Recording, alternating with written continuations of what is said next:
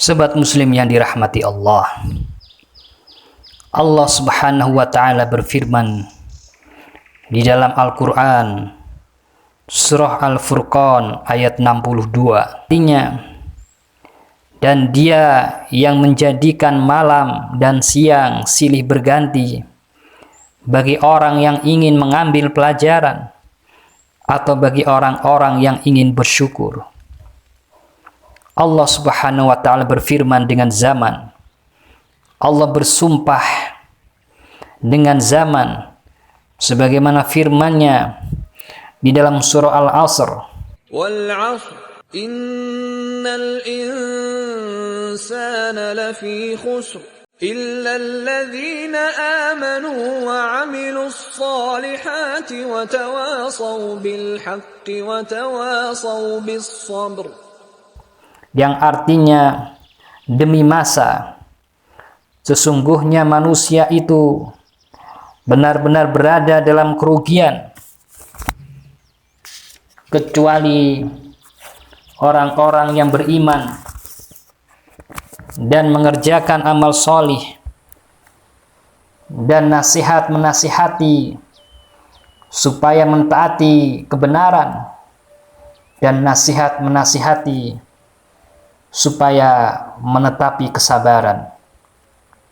Sobat muslim, waktu kita adalah usia kita sendiri. Dengan waktu itu ada dua kemungkinan. Kemungkinan pertama, kita dicatat sebagai orang-orang yang beruntung. Atau kemungkinan yang kedua, kita dicatat sebagai orang-orang yang merugi.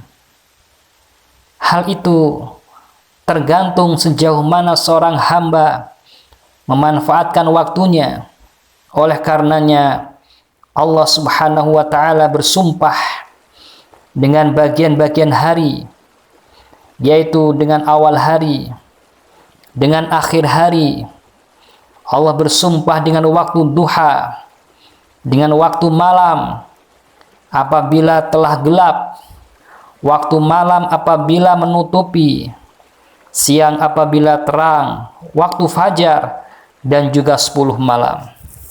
Sobat muslim yang dirahmati Allah, mengapa Allah bersumpah dengan masa?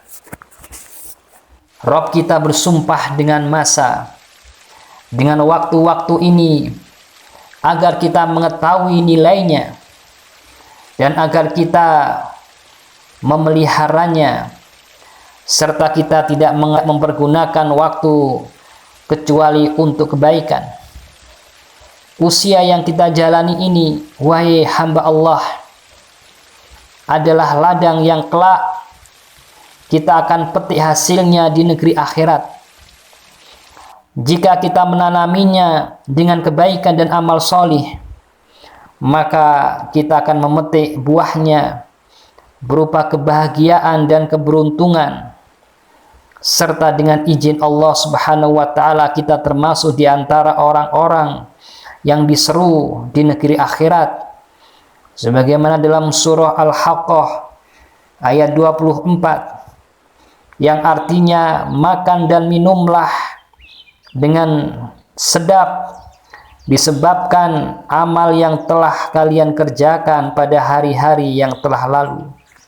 Sebaliknya, jika kita menyia-nyiakannya dengan hal-hal yang melalaikan dan menanaminya dengan kemaksiatan dan pelanggaran, maka kita akan menyesal pada hari di mana penyesalan tidak ada faidahnya, penyesalan tidak berguna sama sekali, dan kita akan berangan-angan seandainya bisa dikembalikan ke dunia pada hari kiamat. Allah berfirman dalam surah Fatir ayat 37, yang artinya, dan mereka berteriak di dalam neraka, ya Rabb kami, keluarkanlah kami, niscaya kami akan mengerjakan amal yang solih, berbeda dengan yang telah kami kerjakan dahulu. Maka dikatakan kepadanya, sebagaimana dalam surah Fatir ayat 37 yang artinya, dan apakah kami telah memanjangkan umurmu dalam masa yang cukup untuk berfikir bagi orang yang mau berfikir, dan apakah tidak datang kepada kalian pemberi peringatan, maka rasakanlah azab kami, dan tidak ada bagi orang-orang yang zalim seorang penolong pun. Sobat muslim yang dirahmati Allah, yakni, bukankah kami telah menjadikan kalian memiliki usia yang panjang? Usia yang panjang itu adalah hujjah.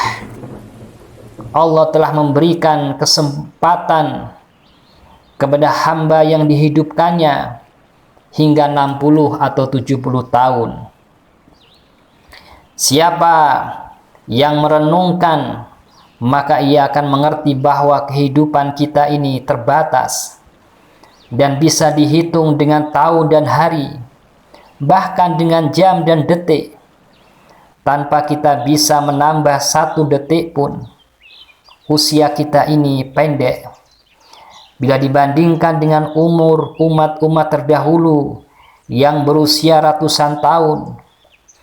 Seseorang dari mereka ada yang hidup 100 tahun atau lebih, bahkan hingga 1000 tahun. Adapun umat ini, maka usianya sebagaimana yang dikatakan oleh Rasulullah SAW, umur umatku antara 60 hingga 70 tahun, dan hanya sedikit dari mereka yang melampaui usia itu. Sobat muslim yang dirahmati Allah, seandainya seseorang hidup berusia 60 tahun, 20 tahun dirinya dipakai untuk tidur, dengan asumsi bahwa seseorang tidur 8 jam dalam seharinya, 15 tahun sebelum balik, 5 tahun untuk makan, dan waktu yang dipakai untuk santai 20 tahun, yang tersisa tinggal 20 tahun yang mencakup waktu-waktu untuk bekerja. Demikianlah tidak diragukan lagi. Jadi, berapa tahunkah ibadah yang kita alokasikan dari dunia kita?